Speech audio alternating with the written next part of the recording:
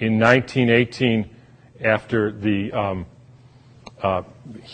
biggest pandemic, the Spanish flu pandemic of 1918, Steiner was asked, what was this all about? And he said, well, viruses are simply excretions of a toxic cell. Viruses are pieces of DNA or RNA with a few other proteins. They bud out from the cell. They happen when the cell is poisoned.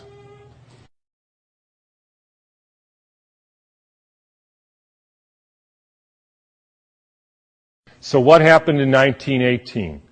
There was a huge, in every pandemic in the last 150 years, there was a quantum leap in the electrification of the Earth.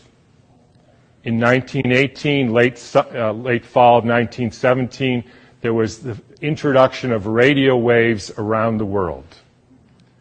Whenever you expose any biological system to a new electromagnetic field, you poison it, you kill some, and the rest go into a kind of suspended animation so that, interestingly, they live a little bit longer and sicker.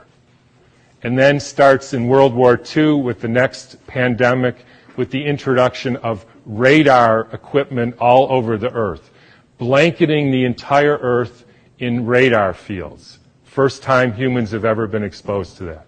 In 1968, there was the Hong Kong flu, and it was the first time the Earth has a protective layer in the Van Allen belt, which essentially integrates the cosmic fields from the sun and the Earth, from the moon and Jupiter, etc., integrates that and essentially distributes that to the living beings of the Earth. And we put satellites emitting radioactive frequencies in the Van Allen belt. Within 6 months, we had a new viral pandemic.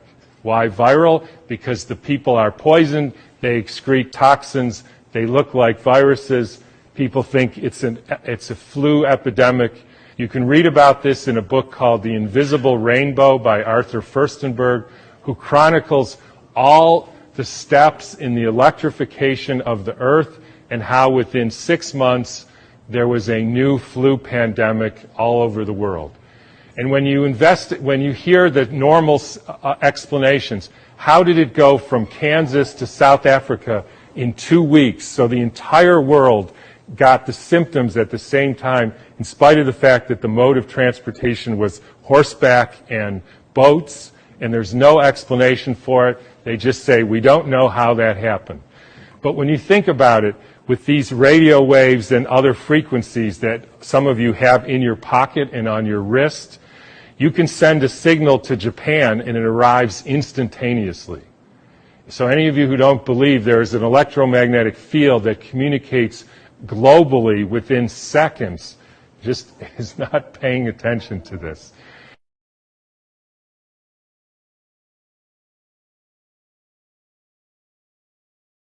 And I will only finish by pointing out that there has been a dramatic and quantum leap in the last 6 months with the electrification of the Earth.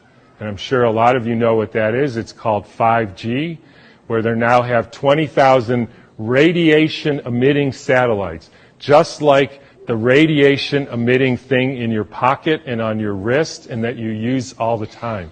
That is not compatible with health. I'm sorry to say it, it's not compatible with health. That is a water destructuring device.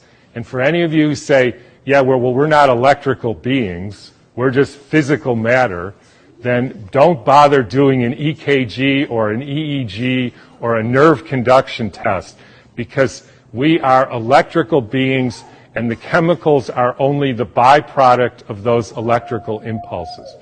And I'll finish with, anybody want to make one guess as to where the first completely blanketed 5G city in the world was?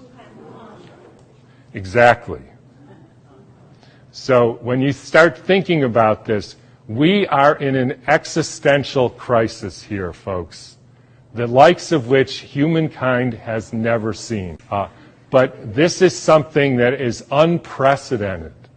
the putting of 100,000 satellites in the very blanket of the Earth.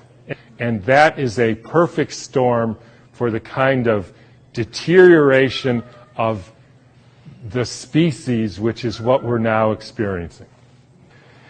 In times when there were no electrical currents, when the air was not swarming with electrical influences, we're talking 1917, it was easier to be human. For this reason, in order to be human at all today, it is necessary to expend much stronger spiritual capacities than was necessary a century ago. So I'll just leave you with whatever you can do to increase your spiritual capacities, because it's really damn hard to be a human being these days. So thanks for listening.